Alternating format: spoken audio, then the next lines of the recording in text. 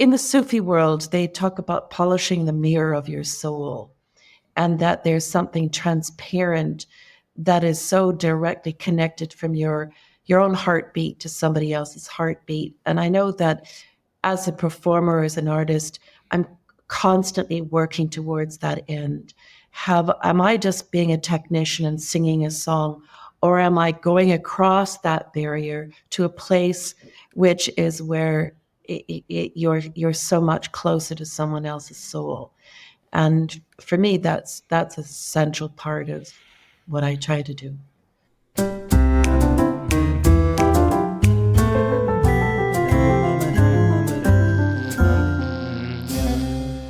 Hello, everybody. I'm Brian Levine, and welcome to the Gould Standard, a podcast brought to you by the Glenn Gould Foundation. And we're here once again bringing you conversations with some of the most remarkable people from all across the world of the arts. If music, novels, poetry, film, visual art, theater, and multimedia creations are what turn your frown upside down and direct your feet to the sunny side of the street, well then, you've come to the right place, my friends. But first, while you're stopping by under our fantastically flickering neon piano sign, please do take a moment to press like, share, and subscribe. And if you just so happen to be listening on Apple Podcasts, please leave your reviews, pose your questions, and be part of our community of friends and supporters. While you're at it, be sure to check out our past podcast episodes featuring a cavalcade of luminaries, stars, and fascinating folks, as well as our special Glenn Gould at 90 episodes. And to get more splendiferous sounds, winsome words, and engrossing images, we'd love to have you pay us a visit at our website, glenngould.ca. When you're there, if you're seized with an irresistible impulse to click the donate button and support the charitable work at the Glenn Gould Foundation, well, we'd be proud and honored to have you as a supporter. Today, we're lucky to have with us a musician who, in every sense of the word, is a self-realized artist. Starting off in a small town in Manitoba, she has risen to become one of the most original and identifiable musical voices ever to come from Canada. I'm speaking of Loreena McKennitt, a musician who is sometimes classified as a Celtic musician, a folk musician, a New Age artist, or a leading figure in the world music movement.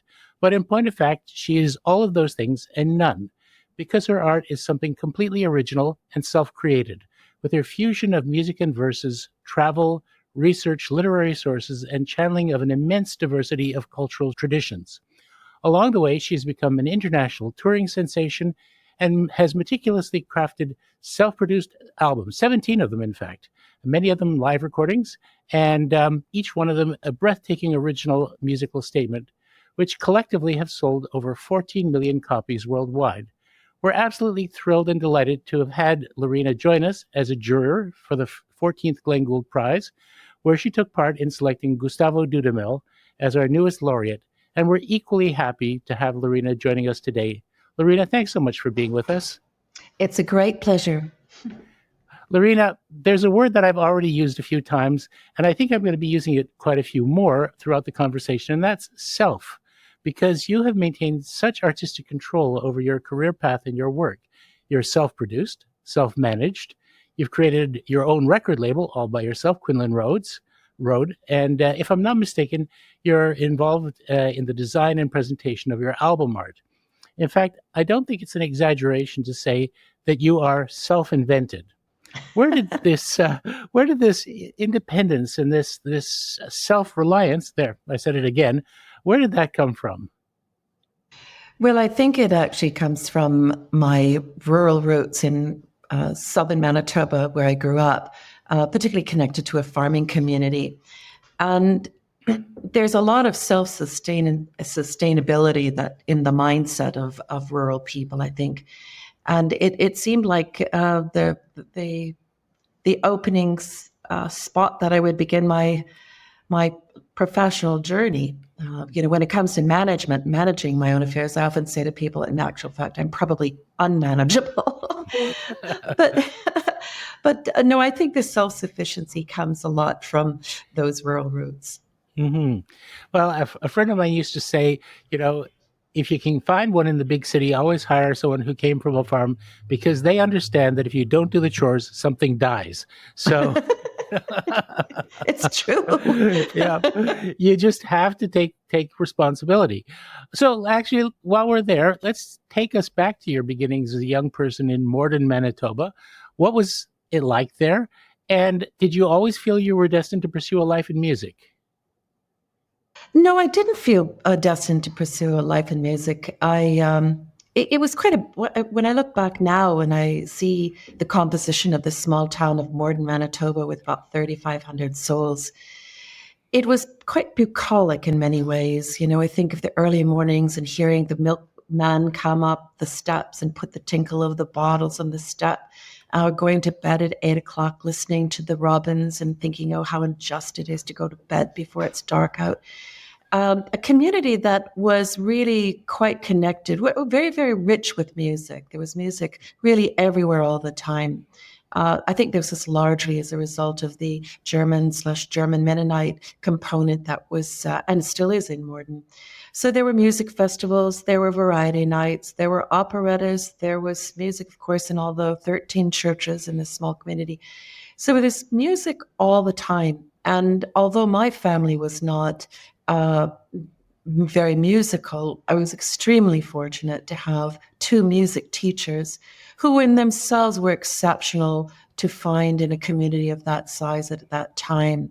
They had incredible imagination. So, for example, Olga Friesen, who was my piano teacher and also the conductor of the children's choir that I belonged to from the age of 5, when she and the man I would come to know as my grade 10 English teacher, they would write an operetta, and they brought somebody from the Royal Winnipeg Ballet in Winnipeg to come and do the choreography. Not just a little bit of ambition. Well, I always say there's nothing you can't do if you're prepared to reach high enough. That's true. But I also understand that you originally thought that you would become a veterinarian. Was that right? Yes, I mean, I think that's not an uncommon kind of aspiration for young people, young girls living close to livestock and the farm. And so when you become introduced to these little animals and they're pretty cuddly and pretty cute, and you think, oh, that's I want to spend the rest of my life with them. I mean, I still have a deep love for animals and the natural world. I thought that if I didn't go into veterinarian studies, I'd actually go over to forestry or wildlife conservation. And it was at the threshold of that decision that I was actually invited to move to Stratford and work at the Stratford Festival in 1981. By that time, were you thinking musically? Was that kind of the direction you were going, or were you still kind of agronomically or agriculturally oriented? Slowly, I became drawn into the music world, like in a professional capacity. I took my grade 12 at a private girls' school in Winnipeg called Balmoral Hall, so that got my foot into the urban center of Winnipeg. And of course, Winnipeg is such a rich city of all kinds of artistic expressions. And by that time, I had bought a guitar and taught myself to play it upside down and backwards. And I started singing in some folk clubs in Winnipeg, then encountered some people that were into the Celtic music. And once I heard that, I was very smitten by it.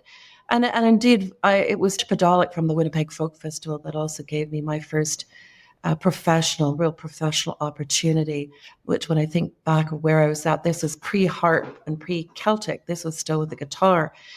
So it was invitation by invitation that I was following something rather than pursuing something. And the Celtic music that you heard first, would those have been like the early Chieftains records or the Bothy Band? Yeah, the Chieftains, Bothy Band, Planxty, Still I'd Span, a wonderful harper from the Brittany region of France called Alain Stevel. And I remember, I know him well. and stunning, absolutely stunning. And really inspirational for me because I could hear that although he was performing some of this traditional Breton repertoire, there's still involved a kit of drums with the harp and the pipes and cello and this real mixture of folk, rock, and classical instruments. And I thought, wow, if he can do that, maybe I could. Yeah. So you started with the piano. When did the Celtic harp enter the picture, just in terms of playing? When did you get your first harp? Well, I bought my first harp quite by chance when I was in London, England in 1982, I guess it was. I was in Hampstead and there was a wonderful antique instrument shop on Pond Street, just across from the Royal Free Hospital. And the owner was in the window was this troubadour harp from Lion Healy in Chicago. Not that it was an antique instrument. I came to learn a friend of his had given it to him and just asked him to sell it if he could. So I saw it there and I scratched up enough money to buy it and then bring it back to Canada. So it was a used Lion and Healy troubadour harp that now is retired in my living room like a racehorse. Right. So I mean, how great a transition was it from? I mean, it's a kind of a different technique. It's lots and lots of tuning. Lots of time spent keeping it in tune. Well, the great thing about I found with the troubadour harps, which essentially are like a student instrument for people who are aspiring to play a classical harp, that it's a bit like a Heinzmann piano. It really is a sturdy workhorse of an instrument. It can take a lot of moving, and it's not very unstable. It's quite a stable instrument. But having said that, I did try to take a few lessons from someone in Toronto at the Remini House of Music. But it was tricky for me to go to Toronto for regular lessons and so on.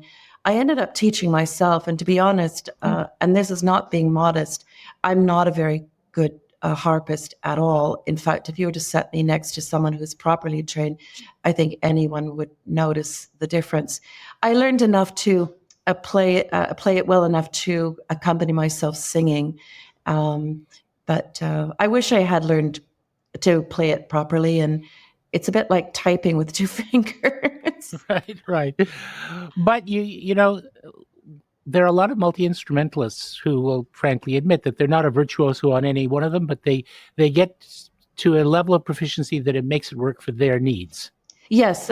And I think that's what I found, that I wanted to go beyond the personality of the piano and what it implied and go into another instrument that just had a completely different evocative response. The harp is also very forgiving. And then there's the accordion, which right. Of which there are so many different varieties that how did you end up settling on that as another instrument for your complement? Well, it's interesting you mentioned that, because I remember as a child, in fact, I almost remember when I was downstairs with my mother saying I really wanted to learn to play the accordion, and she was mortified. There was no way she was going to let me learn to play the accordion. But I mean, the accordions as a texture and a sound and as a voice certainly came into view once I got interested in the traditional music. I mean, you've got, as you say, such a wide range of variations, from little concertinas and squeeze boxes straight to different kinds of accordions, some that have, French flavor, Ukrainian flavor, whatever it is.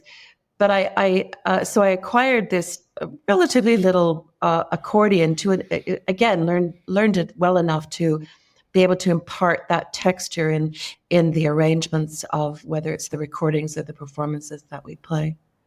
So you found your way to Stratford, and you were at the festival in what capacity? As a musician, or doing something else there? Well, I was invited to be part of the chorus of HMS Pinafore in 1981, which was at the Avon Theatre.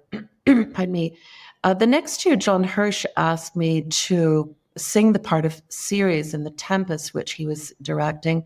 But also, I had done an acting audition for them, and he asked me to study the understudy part for Portia in Julius Caesar and Raina in Arms and the Man, and actually went on to do the understudy for Portia in Julius Caesar. Actually, the night that Jack Medley literally got stabbed as Caesar. It was quite an eventful year.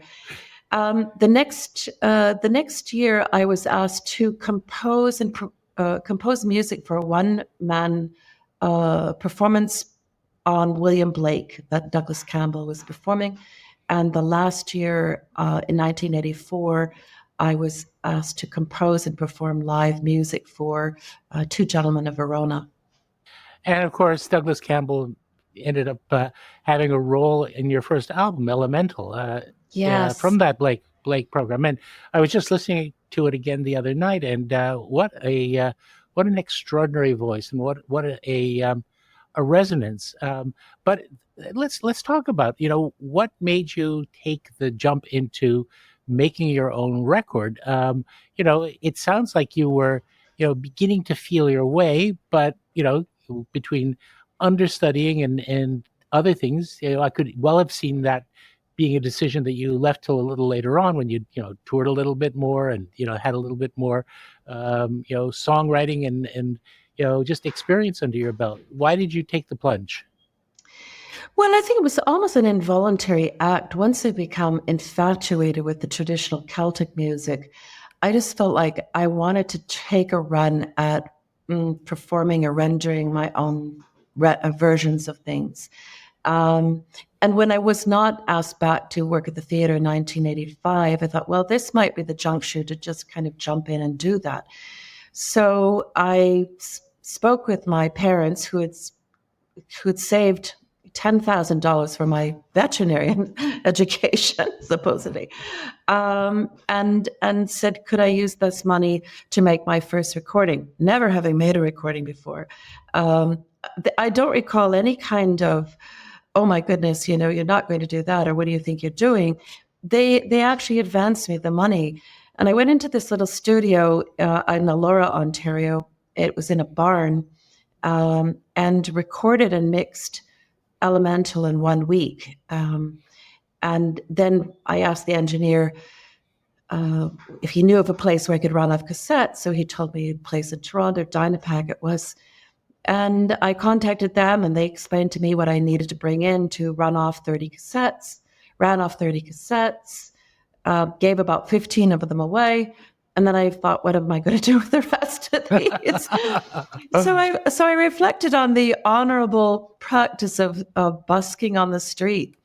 And starting about 1986, I would drive in from Stratford, my little Honda Civic, and crash on friend's couch on a Friday night so I could go to the St. Lawrence Market and find my very preferred spot in the vestibule of the South Marketplace and be there to start singing and selling my cassettes. And I busked from then till about 1989, off and on. I loved it. I really enjoyed meeting people, and it also gave me the confidence and some of the financial resources to go on. And were you also then kind of walking into craft shops and places like that and saying, would you take some of my cassettes? You don't have to pay unless they sell, and that sort of thing? Yeah, so I found myself striking up consignment deals with shops that, at that time, there were a lot of shop owners who had, cassette players, and they were trying to establish a particular ambiance in their shop. And they liked, some of them liked the aesthetic that my music brought. And they played it, and then they would contact me and say, we have people asking if they could buy it, and then I'd set up accounts and so on.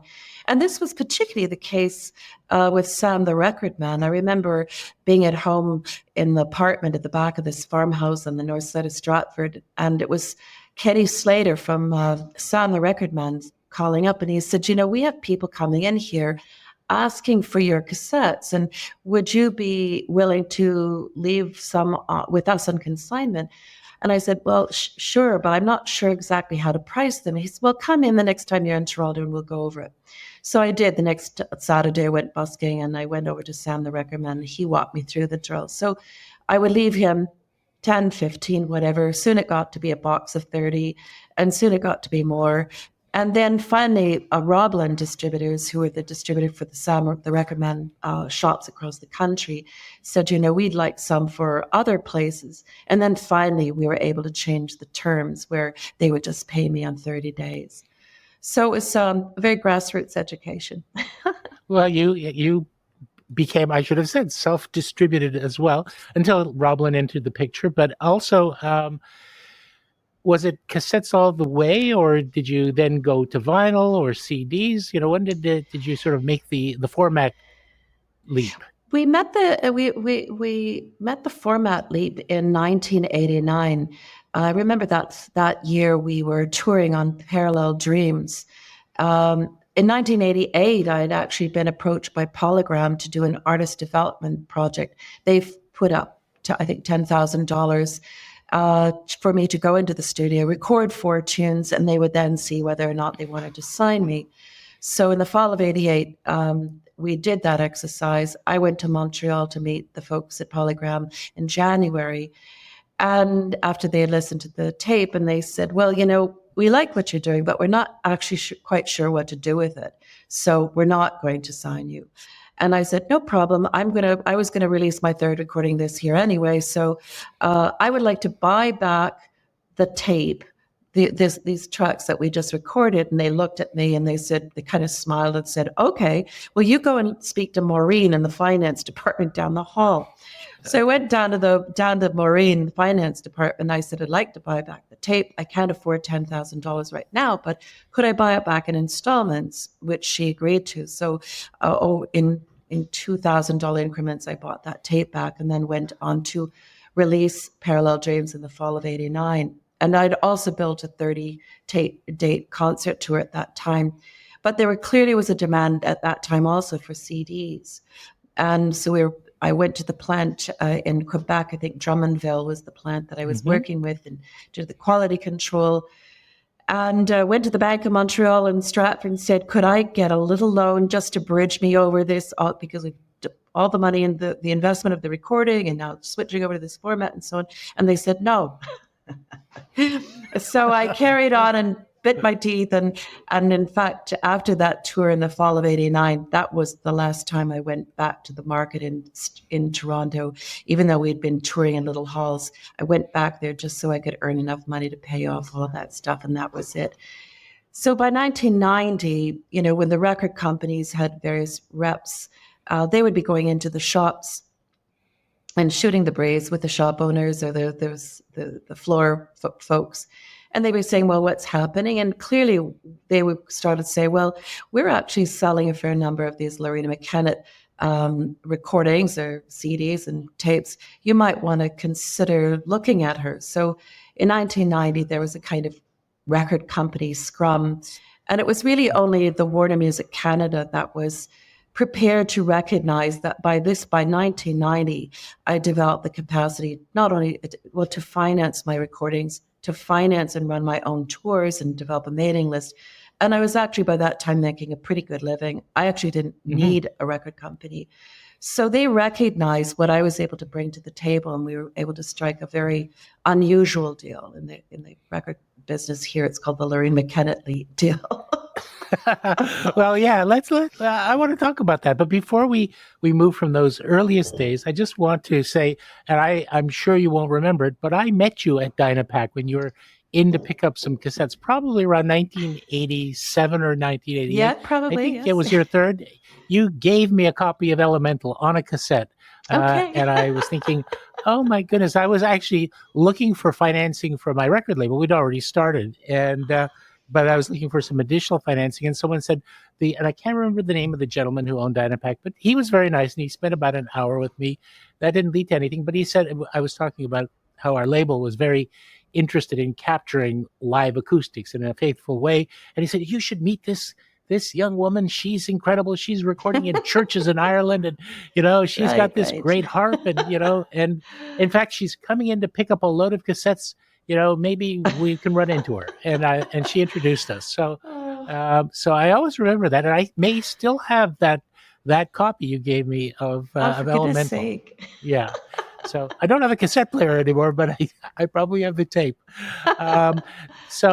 Yes, you developed a reputation, speaking about the Loreena McKennitt deal, of being a very savvy and also very determined. I'm not going to say tough, but very determined negotiator when it came to your dealings with, let's say, larger entities like record companies and, I'm going to guess, companies that book tours and so on and so forth. Mm-hmm.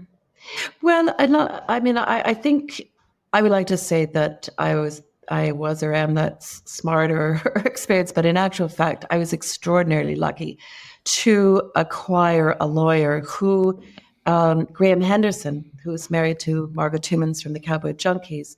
And Graham was a very, very interesting and out of the box kind of lawyer. And he, along with another person who was not a lawyer but had a lot of business experience from Winnipeg, they said, you have to recognize that what you've done here over the past 5 years, from 85 to 90, is you've developed the financial capacity to finance your own recordings. So you don't have to go to the bank of Warner, or Sony, or Universal, or anybody to borrow that money. You've got that money. And you've also developed the capacity to finance your own tours. No other artist had come along that had that capability. They had their artistic ability, but they hadn't built this foundation. So that demanded a different kind of negotiation. And I would say that the end product was much closer to a partnership than often is the case, where an artist is one raw resource in a array of individuals and talents that go into making a recording. Right. You escaped the recoupment trap. Absolutely. Yeah, I call it the cross between the loan shark business and an abattoir. Yeah. Well, I think of it more as indentured servitude, but yes. Okay. yeah. And it's very interesting. Now let's get away from the business side and the career trajectory and talk about your musical evolution, because it's really fascinating to chart the growth of your personality. I mean, there are elements of I would call the originality that is distinctively Loreena, as far back as the first album, but from album to album, I sense a growing confidence, a growing exploratory impulse to add instruments from different traditions that aren't strictly what people associate with Celtic. I mean, it's not all borons and penny whistles at that point. Yeah. Where did you start? I mean, was there a moment where you said, I would really like a tabla, or I would really like an oud, what? I mean, that was really what was the evolution? A breakthrough. Yeah, I mean, I think it was so much drawn from the history of the Celts. When I moved to Stratford, again, still not sure whether it's in theatre, musical theatre, or what, but I took a course of Irish history that dated back to 1800, and I could see how I could put some of the folk music in the context of history and social things and politics and so on, and how that influenced some of the folk music. Then in 1991, I guess it was, that I attended an exhibition in Venice that was the most extensive exhibition ever assembled on the Celts, and from which there were a number of artifacts that came from the former Soviet bloc countries that had never been seen or assembled before. And I realized, through the catalog with the essays and the maps and all this stuff, the Celts were this vast collection of tribes that had fanned out across Europe and into Asia Minor, dated back to 500 BC. So once I saw the trajectory of the history of the Celts, I thought, wow. And I developed a real passion for travel writing. And I could see how much I enjoyed, and I was learning about history and geography and all kinds of things through the vehicle of travel writing. I innately, it wasn't like a conscious decision, but I thought, I think others do the traditional repertoire perhaps better than I do. And moreover, this whole swath of Celtic history is extremely fascinating to me, and I'm really keen to go and learn about it. So in particularly leading up to the Masquerade in 93, I had started in Spain, in the northwest corner in Galicia, and you can't open up the door of Spanish history in that Celtic corner without being confronted with the the traditions that came and cultures that came with the Islamic, Christian, and Judaic communities. And you can't talk about the history of Spain without going to Morocco. So I found myself traveling to these different places, these places across Spain and into Morocco, often seeking guides, professional guides or educators to instruct me in what I was seeing and how to interpret it in a broader sense. I would read many things. I would watch films. I would absorb anything that I could about a period, a time and place. And then I would go home or go somewhere and let it percolate. And out of that came this kind of cultural fabric that I wanted to paint with different instruments and idioms. And that really, for those of our listeners who, when they hear the word Celtic or Celtic music, they really have this image of, I guess the ethnologists refer to them as the insular Celts, the Celts of the British Isles, and maybe spilling over into northern France, the Breton region. But it really is a gigantic geographical area that they encompass.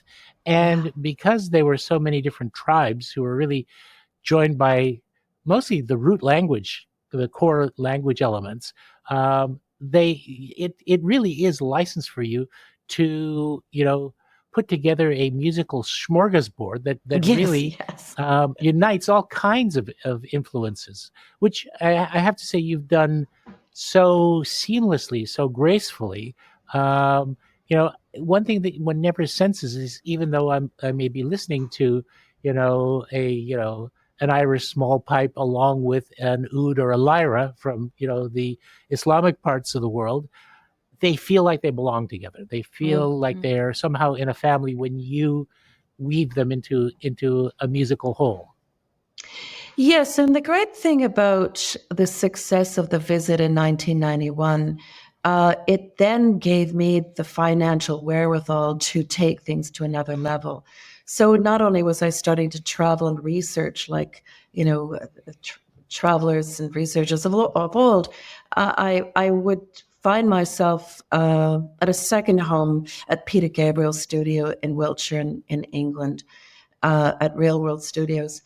And of course, Peter, his whole Real World label and WOMAD, he's lived he's with all this multicultural influence in musicians. So when we're there and I'd be working and I say, well, I need a lyra player. I need a tabla player, whatever it is. We just go to the office and say, who do you have? Who can we contact? Right. We dialed up the wonderful group Fretwork from London, this beautiful viol group to come and play. So that was so exciting to have the financial wherewithal to now start painting those arrangements in this kind of way. But I'm a very inexperienced and feel it as I go along kind of creator, producer. I don't go into the studio often with all the music written or the lyrics all written or fully conceived. It's nerve-wracking to a degree, but I now understand that's the way I am or the way it's got to be. I do remember when we were working on the Book of Secrets in 97, the spring of 97, and I hadn't finished writing all the material, including the Mummers dance. And the big room at the Real World has some sub rooms for isolation purposes all around the periphery of the big room. And I had tucked my writing set up in one of these rooms. And I was working on some of the core elements of the Mummers dance. I said to Hugh Marsh, the wonderful violinist that I work with, to come in and just give me his feedback. And I played a bit for him. And I said, Hugh, do you think I should keep working on this musical idea? And he said, yeah, no, I think you should keep working on it. It went on to be my biggest success commercially anyway. Anyway. The Visit was, in fact, kind of a breakout album for you. It had, I think, about 1.4, 1.5 million in sales. And presumably opened the door for more extensive touring, Mhm. bigger and better venues, and of course, record labels, when they're distributing you and see good sales, then they want to invest more because they think they can take the next one to the next level and the next level. So I can see how, you know, being prepared to take that step of weaving the influences together, was really not only a great musical formula, but also a great career move. Yes, I mean, I could see that. I've resisted creating for what I would call commercial purposes. I've tried to be true to whatever my creative identity is. But having said that, there's no question, and particularly once we started getting into Eastern Europe and some of the Greek and Turkish instruments and idioms, they just hearing their musical instrument voices in an arrangement all of a sudden really connected with them. And so, I mean, my career in Turkey, which is considerable, got started actually in 1995 with a five-piece what do they call it, EP that was of Christmas songs, Good King Wenceslas and God Rest You Merry Gentlemen and so on. But I brought more of the Middle Eastern instruments and arrangements to those pieces, trying to bring the East back to Christmas. Right. And we got this call from the promoter of the Istanbul Jazz Festival saying, we'd like you to come and do a concert. And I thought they had made a terrible mistake. And then when I investigated further, all these sales had happened because in the middle of July, they were playing this 5-song EP of Christmas pieces up and down the street. Isn't that something? But it does speak to that business, that situation of people, although they couldn't understand the lyrics and they didn't necessarily know that these were what we would call in this part of the world Christmas carols, it was something that really spoke to them.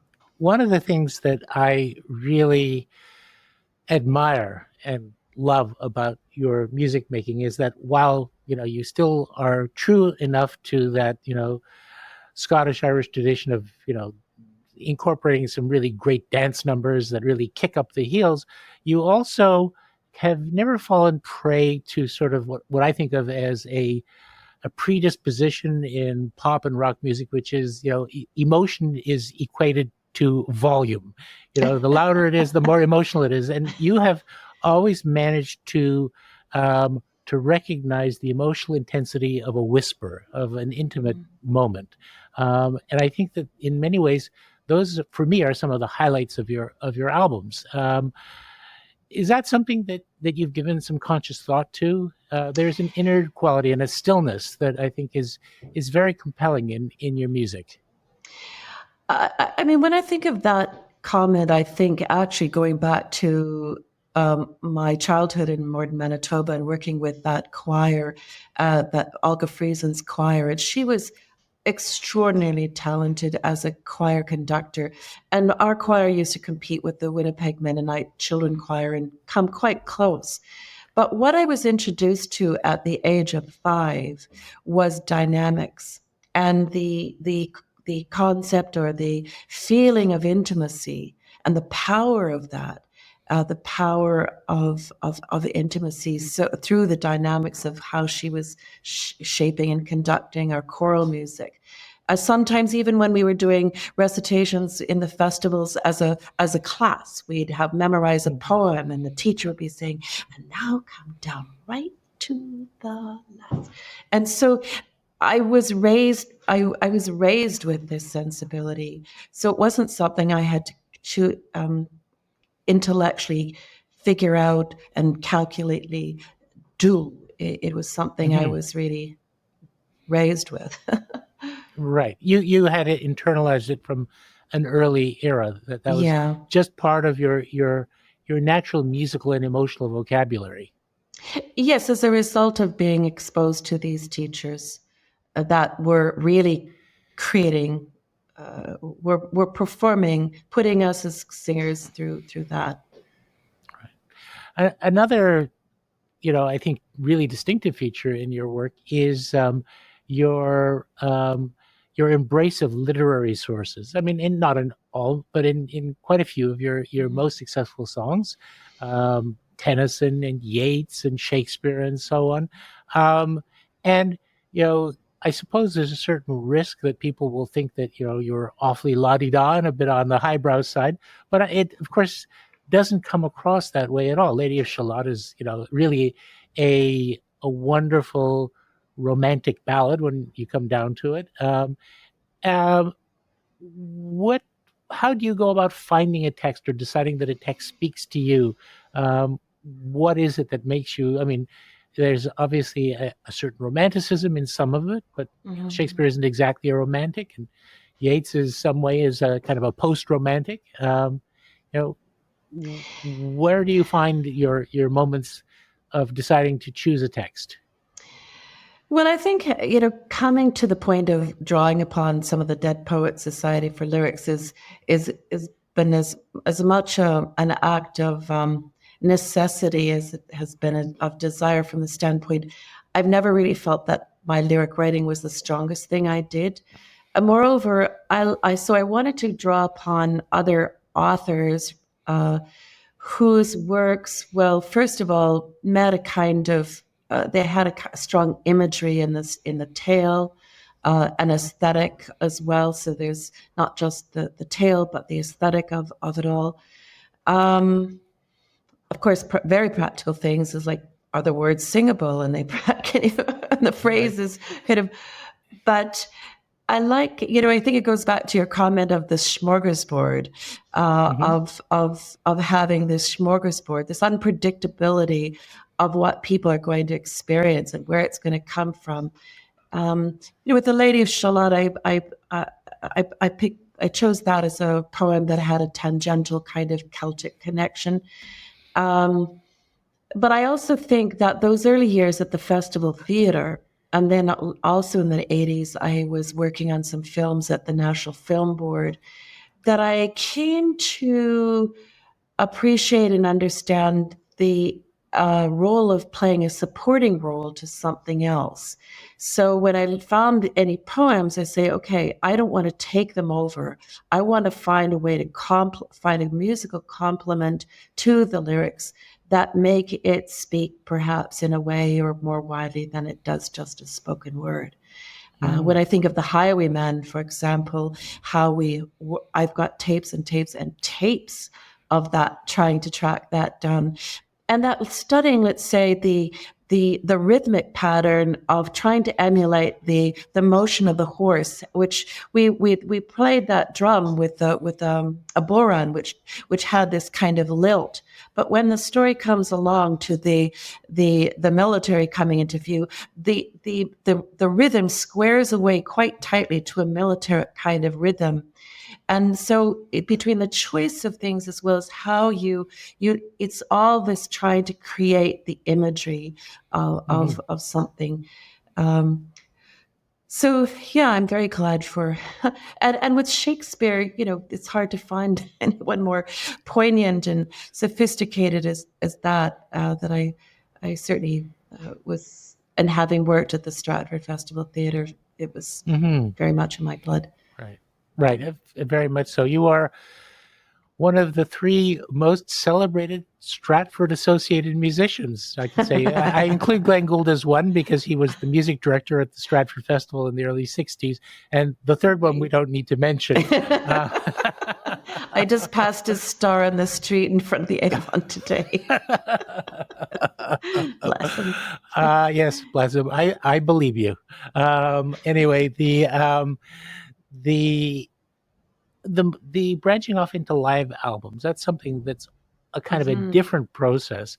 And some of those have also resulted in extraordinary videos. I'm going to hold up just for a plug one of my favorites, which is Nights of the Alhambra. What an extraordinary event it captures, and how beautifully produced. How did you, first of all, how hard is it to get in to actually do a live performance at the Alhambra? It's a World Historic Site, and presumably you have to be very careful about lights and booms not bumping into things. But can you tell me a little bit about that project? Yes, I mean, Spain was the first international territory that really took off for me in 91. The Visit was released in the fall of 91 in Canada and in some other international territories, including Spain. But January of 92, that record had taken off so fast that we were able to do a 13-date tour, including the Pala de Musicae in Barcelona. So but Spain has been a very strong territory from almost the get-go. So when we're talking with WNET out of New York about perhaps putting together a performance for the Great Performances series, they're always looking for interesting locations as well as music. So I was able to, with my concert promoter in Spain, made the introduction to the people in Granada.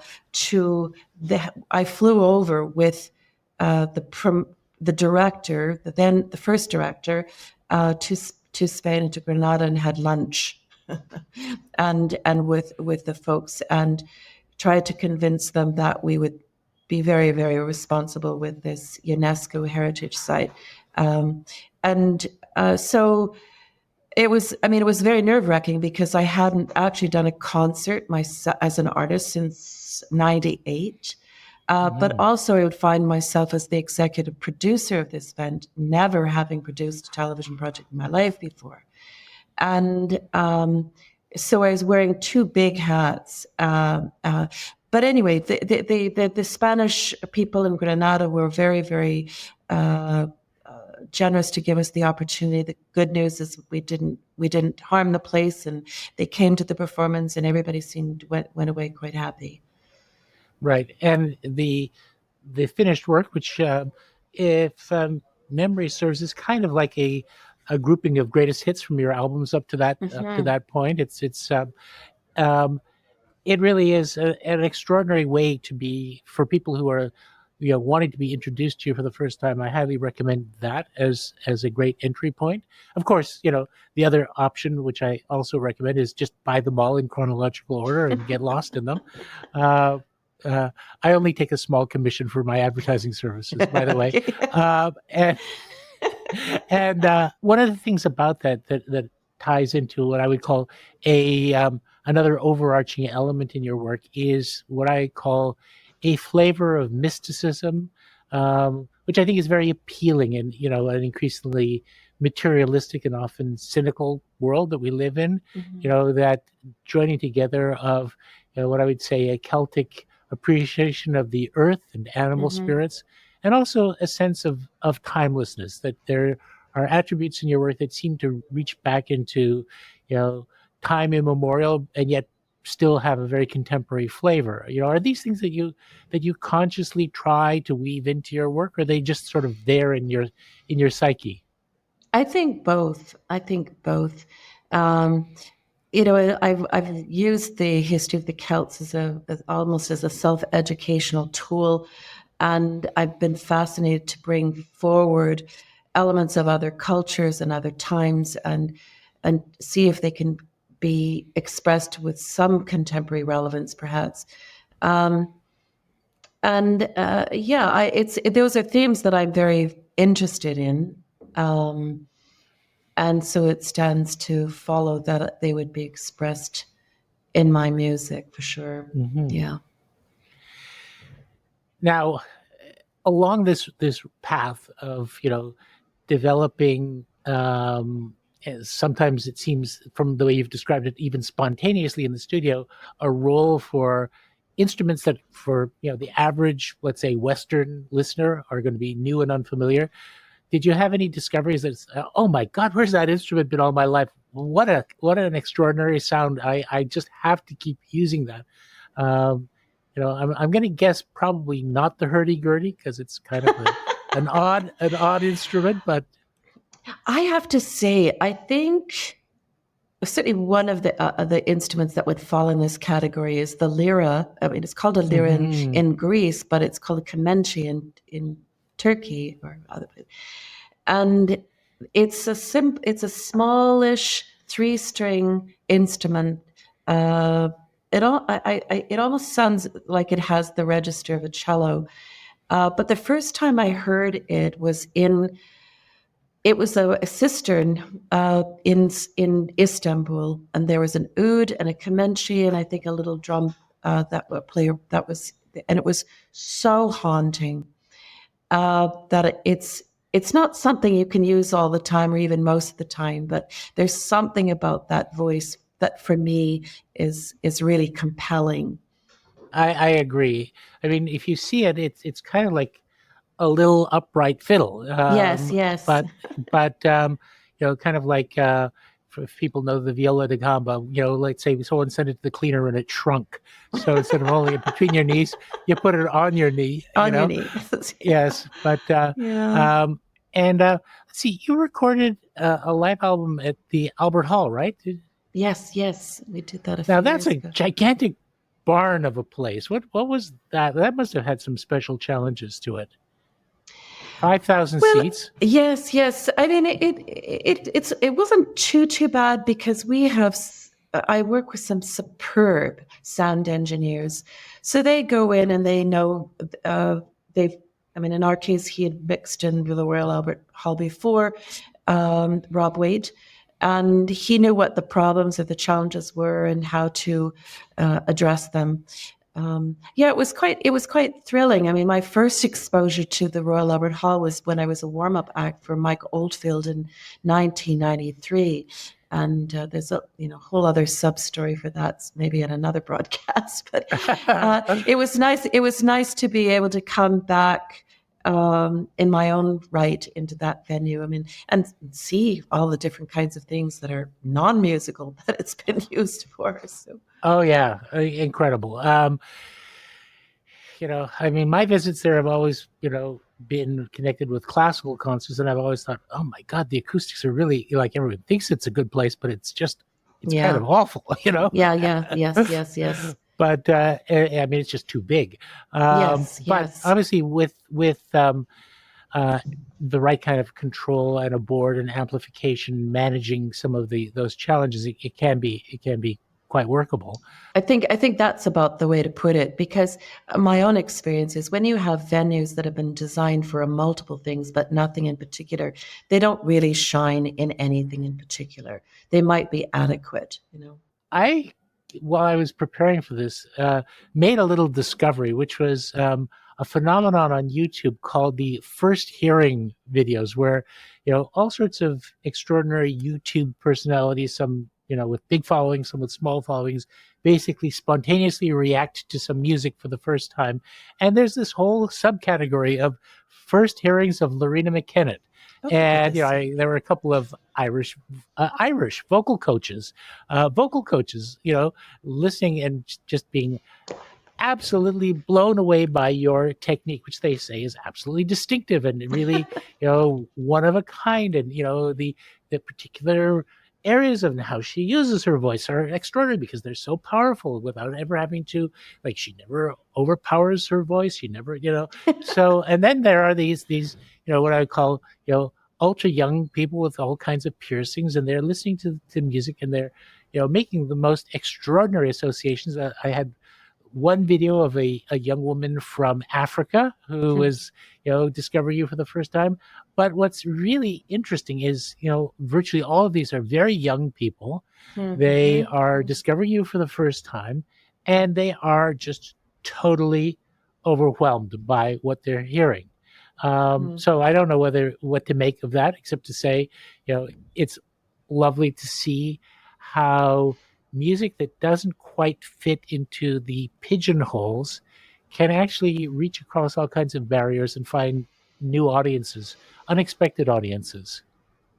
Yeah, this brings to mind, I've often thought that the music industry hasn't really understood or appreciated the exceptional medium that they've been handling, and sadly have reduced so much of it down to a fashion commodity.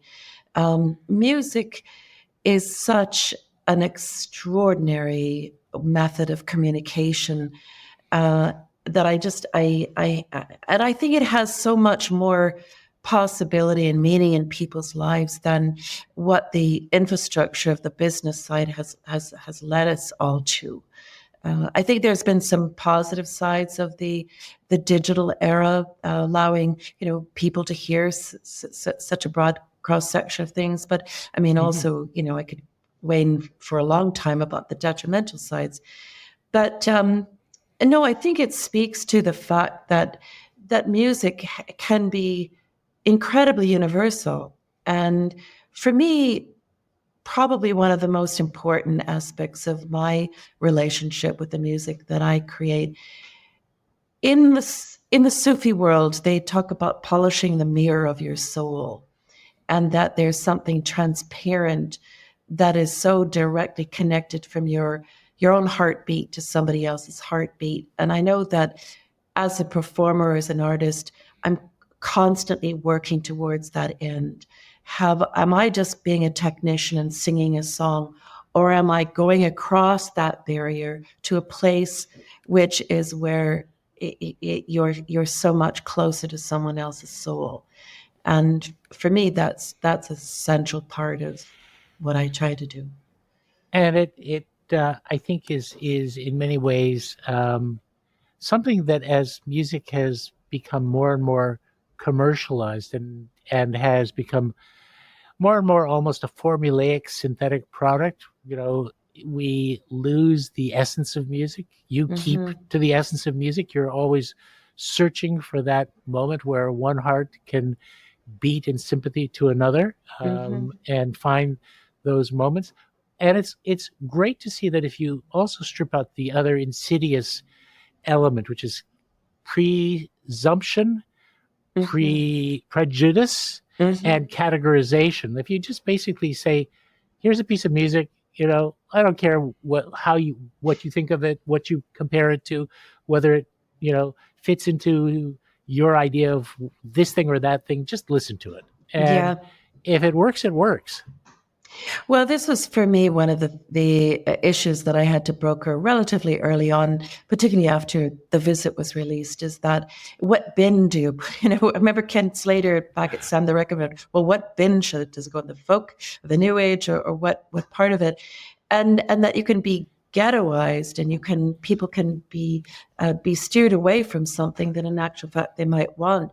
I mean, I remember it was so extreme that I think it was once I got with Warner Brothers in the United States, and it was listed as new age music. Well, I didn't want it listed as new age music. I felt that what I did was different than that. And I remember rating the head of Billboard, because I was constantly at, a higher part of the new age chart. And I just said, I don't want to be on that chart. Just turn me down. Yeah, put me somewhere else. And I remember everybody scratching their head saying, why? What is she doing? Yeah, Why is she doing that? Yeah, you're charting, darn it, Art. I mean, you should be happy. You're charting, And ultimately, well, this takes me back to what I was saying at the beginning. What you really needed was the Loreena chart. Right. or, and again, this is, where being a shrewd business person, you say to Sam, well, I want to be in 5 different bins. So you're going to have to take 5 times as much product. Well, a number of the smaller retails got that in spades. And I remember one little shop in Tucson, Arizona. He had a listening post before anybody had listening posts. And if you walked out buying Enya, he'd be saying, well, have you heard of Loreena McKennitt, and so on. And then another shop, I remember going in Atlanta, because they had sold so many copies of The Visit. And then Warner Rep had brought me around, and I went into the shop, and the owner said, I bet you come here to see how I do this. And I said, well, I have actually. He said, well, just go and stand in the corner. So I stood in the corner, and a woman walked in. He put on The Visit, but he didn't start at the beginning. He went straight to the Lady of Shalott for a long 12 minutes. And she browsed around, and then she went up to the counter, and she said, what is that playing? And he said, well, it's an artist called Loreena McKennitt, and it's a piece called The Lady of Shalott. She said, oh, I really like that. Well, I think I'll get a copy of that. And so she bought it, and she left, and he said that's how he did it. So there were smaller retailers who had built all that wonderful fabric of relationship with their customer. And there's no question my career in those early days was built through a lot of those kind of relationships. It wasn't just the art itself, but it was also the people who were making these vital connections.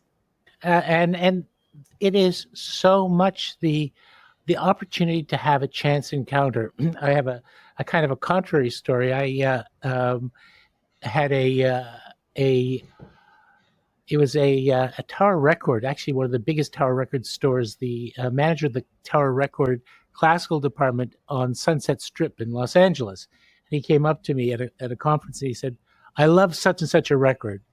And I said, "Why?" He said, "Because it's so spiky." It was very contemporary avant-garde music. It's so spiky and awful that when I start to feel claustrophobic, I can scare people out of the department with it. Oh dear. What's worse is he said, "I love to play it at Christmas time because I hate Christmas." Oh dear. So I said, I choose to take that as a compliment. And he said, "Believe it or not, I intended it as a compliment. You helped me keep my sanity." Anyway, bad dear. story. Let's talk about technology, because technology came up. We're not really supposed to talk about what happens in the jury room, but technology came up as quite an interesting subset of our conversations in the jury. And you have, I would say, a very interesting relationship as an artist and as an artist entrepreneur with what technology has done to the livelihood and the opportunities of the artist. Now, on the other hand, I think you would have to also concede that the kind of technology that you encounter in the creative process at places like Real World Studio has been an absolute gift to the artist. However, it is one of those knives with two edges. Mhm. What kinds of things have you experienced? Because I did a podcast with a wonderful writer, Cory Doctorow, not Oh so long yes, ago, yes, and yes. he's you know basically written about the monopolistic abuses of technology and how it has impinged on the ability of artists to be creative and also to make a livelihood. And I think Yeah. would you like to comment on some of that? Oh, and you can get the big hook when I go on to. I do. I think because I've built and run my own little business all these years, it's given me a real intimacy with what's happened here. I think there are different lenses to look through with respect to technology. There's the lens of the consumer, and there's a lens from the artist. Now, through the artist, for sure, technology has afforded many artists so many different exploratory paths and possibilities, which is pretty exciting sometimes. But the consumer, so much has been sold to the consumer on the basis of convenience and efficiency and cost and so on. So, and the consumer wouldn't necessarily know the business model that a lot of these companies have been subjecting society to. They kind of lured them to believe that everything was free. I think for me, one of the biggest shocking moments came when I was confronted with a BitTorrent site not long after the Napster window, and this BitTorrent site, whose business model was frankly just getting eyeballs to the site, and they were selling the real estate around the outer edges of the website to generate money. And this BitTorrent site was facilitating the consumption, as it were, of every title that I had, including the videos.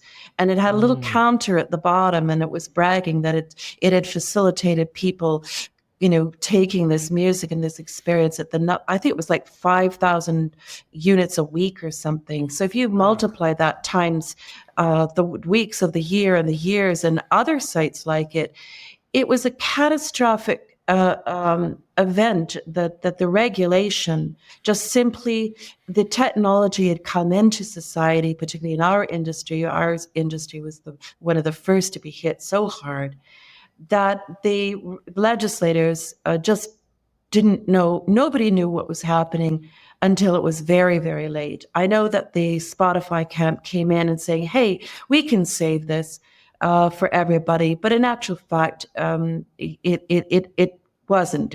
Is it better? I'm not sure. because just to give you or your listeners a sample, that when we would sell a CD or a vinyl or cassette, as an artist, I would be paid about 25 cents per song. In a streaming model now, and I know that it's evolved a little bit, but it just gives a point of reference.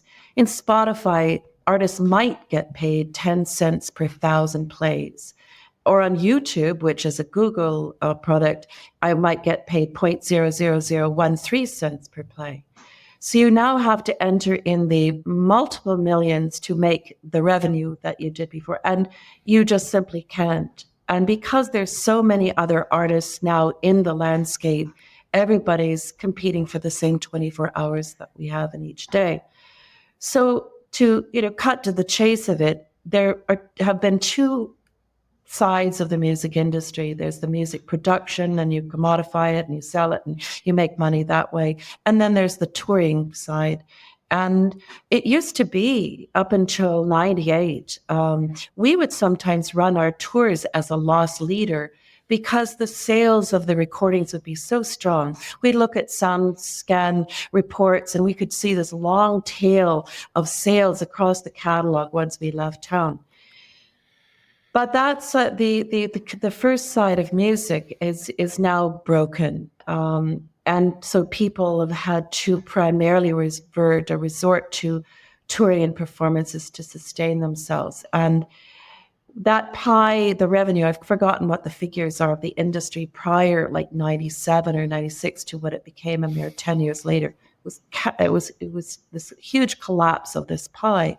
So the pie is much smaller.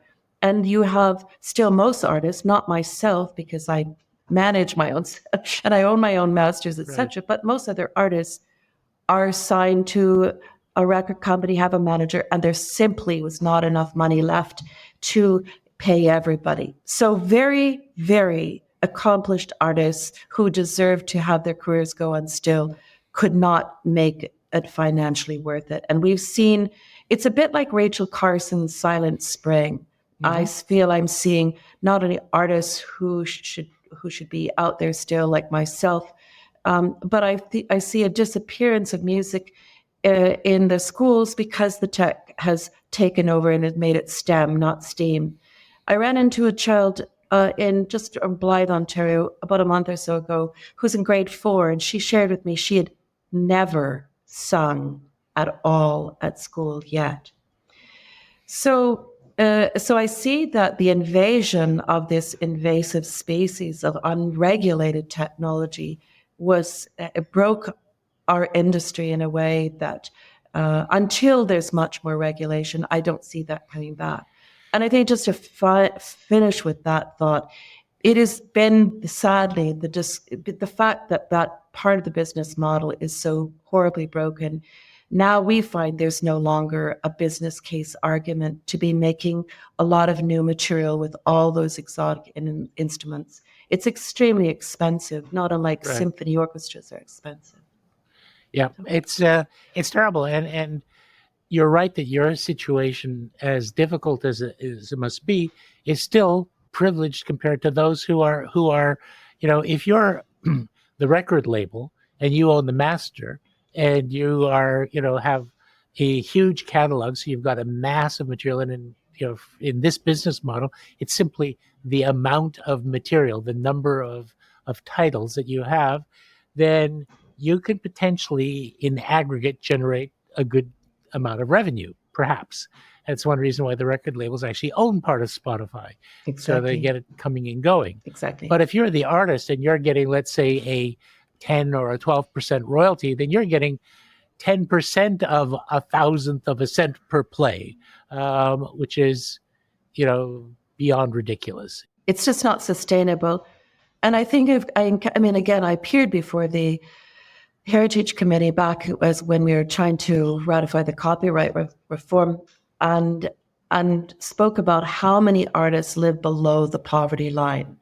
And I think many people in the public do not realize this. Not me, I'm fine. I'm not talking about, I'm speaking on behalf of my other artistic colleagues who deserve so much better, but because the business model was not protected with legislation, but rather had these predatory tech companies come in and exert their break it fast and run mode of business, it's just too bad, really. Now, is there any kind of an upside, for example, that it's easy for people to discover you because they might not have, if they were only discovering you with old-fashioned radio, for example, that there is at least an ability to find new listeners? Have you seen any evidence of that? Yes, I mean it's very difficult to quantify because really the only way that we used to be able to quantify people, the awareness and their commitment to the music, of course, is when they buy something. Right. If you're measuring millions of plays on Spotify or something, it's a very, very impersonal and detached experience. I was hearing someone this morning, an analyst in the music industry, saying how it's all become about the song, whereas it used to be about the artist.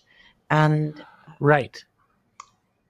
Well, and there's one other thing that I really lament, which is the real loss of the concept of the album as an artistic artifact. I mean, I talk to friends and they don't have CD players. I want to give them a CD. They say, "Oh, well, what am I going to do with that thing?" But the fact is that because the Spotify world is a mix and match collection of individual songs, often chosen for you by an algorithm that thinks it knows what you're going to like better than you know yourself. Um, the idea that something that has been crafted as a journey with a beginning, a middle, and an end, a rhythm, a certain sequence of emotions and ideas that takes you from the beginning to a conclusion. All of that is kind of gone and replaced by a sort of a randomness. A randomness and an impersonal kind of experience, which is very singular and in a kind of bubble type of way, but you don't have a relationship. It's impossible to have a relationship with the material where you're studying, well, oh, that was recorded at Real World or Metalworks or wherever and was produced by this person, that you used to be able to follow along. And I don't think this is simply being sort of romantic or something. I think it speaks to a real human need of being known and being recognized. But I think all of that, the value of that kind of human experience has been served up on the altar of convenience and cheap things, things that are inexpensive. Right. And that's back to that consumer lens. I think the consumer feels they're doing just okay, thanks very much. But it's not helpful or good or sustainable if everybody in the equation isn't able to have equity and a balance in this. Well, agree. I mean, there is a fundamental justice issue. There's also a fundamental, this is an ecosystem that will collapse because it can't be sustained. I mean, this is a field that relies on, creative new material that is generated by people, by human beings with inspiration and needs, and also the need to, pay their rent and buy groceries. And if people are driven out of that field, then ultimately it is going to stagnate and collapse. And it's an exploitation that is based on the fact that, the people who are in it not only for the money, but also for dedication, love, and inner need to express. So it keeps them there longer than the business case would normally indicate. Yes, they stay longer, they suffer through more, they put up with more, but eventually, they don't want to live under a bridge, so they, end up getting a job in sales. There's been a whole middle class of artists that have disappeared. It's either the very, very top, the Taylor Swifts and Justin Biebers type of thing, or there's a more impoverished lower classes that were very, very accomplished artists in their own right, for sure. But usually people with that before they have families, but they're really, really struggling to make a living. where you can afford, and which of course now we're at the doorstep of chatbots, and I think we're now entering something what I call a digital pandemic. I think. Yes, it's boy, we Anyways, sure kind took of. a turn for the apocalyptic. Yeah. Let's We could go. let's be cheerful. Absolutely. Let's talk about how hopefully there still is life in live performance Yeah. and touring with the people who love you, and the ability to construct new material with first of all, there is, thank God, touring with merch. So there is still a place for the album because people buy albums at concerts. Yes. I don't know what they play them on, but they do buy them. Yeah, we're finding people may have still be driving a vintage vehicle that they have CD players in. So we surprisingly have continued to sell a respectable number of CDs, but there's no question that vinyl is on a rising position, and I can't help but think that going back to where we just come from, is that people are now, they've kind of exhausted the digital impersonal. Isolating experience, and they want to get back to something that's tangible and analog, and that there's a richness of what was involved in making this music. So yeah, we're seeing great success in the vinyl, relatively speaking. Well, that is very encouraging. And of course, having started a record label that only ever made CDs, I always said, my partner was an engineer, and he, had some real issues with vinyl. And, I know you've worked with the legendary Bob Yeah, yeah. Ludwig, who, is clearly like the grand master, the mystic, ability to coax things out of a plastic surface that, shouldn't be possible, and all the rest of it. But, I love just the physical object of an album. The fact that your cover art actually is big enough to actually look like a piece of artwork rather than, something that you have to strain to read, especially when you get to my age. So touring is continuing. Is there a case for developing new whole programs with touring primarily in mind? To the degree that I'm understanding, I mean, we're just about to launch a whole series of dates, but we're actually branding the fall's tour as we did last fall as a Visit Revisited, and then next spring we'll be in Europe doing the same, but then we're back in Europe next summer doing probably a branding of the Mask and Mirror. That we're finding that people seem to, on one hand, if you don't have something really brand new, to be able to go back to something where they can say, "Oh yes, I remember where I was and what I was doing, and I was just dating someone, or we got married, or whatever it was," and that it's an ability to kind of go back into a period of time. So that's something we're doing at the moment. I have to say, and I was just thinking about this morning, about 5 years ago, I took a fabulous trip to Rajasthan to research the material for another recording. And it was so rich. I feel like I've got this tickle trunk full of all these ideas. Well, that's what I'm trying to. I'm coaxing you. I'm saying, there's there's new albums in you yet, even if they start off as albums, as tour first, album seconds. Well, I mean, usually, yeah, it's not something I've really thought much of is coming up with new material and putting it out there the first thing on a tour without having recorded it. Often I find for myself that recording is a discipline. You kind of sort yourself out as to what a piece is or what it could be.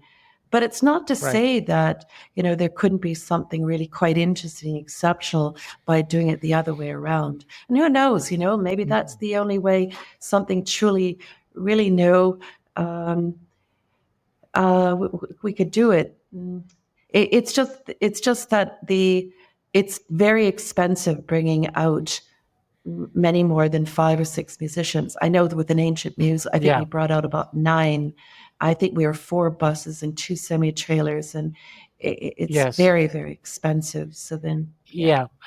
And those economies now, especially with things like fuel yeah, and shipping, those things have gotten really, really crazy. yeah. So, but anyway, well, long may you continue to create, to journey, to adventure, Mhm. to reach into the world of the mystic and into the human heart, because it has been an incredible trip. And, Yeah. for someone who has been a listener of your work for a long time, it's meant a lot to me, and I know it has for millions of people around the world, Loreena. So, thank you so much for joining us. It's been a real We'll pleasure, we'll Brian. we'll get through these Oh, technological yes, hiccups somehow. we Yeah. will indeed. All right. Yep. Thanks so very much, Thank Brian. you. It's been a real pleasure. Thank you. The Glenn Gould Foundation is a registered Canadian charity, and we rely on the support of arts lovers like you to keep bringing inspiring stories to life. Please consider giving by visiting our website, glenngould.ca, and follow us across social media at the Glenn Gould Foundation. Thank you so much for joining us for this episode of the Gould Standard.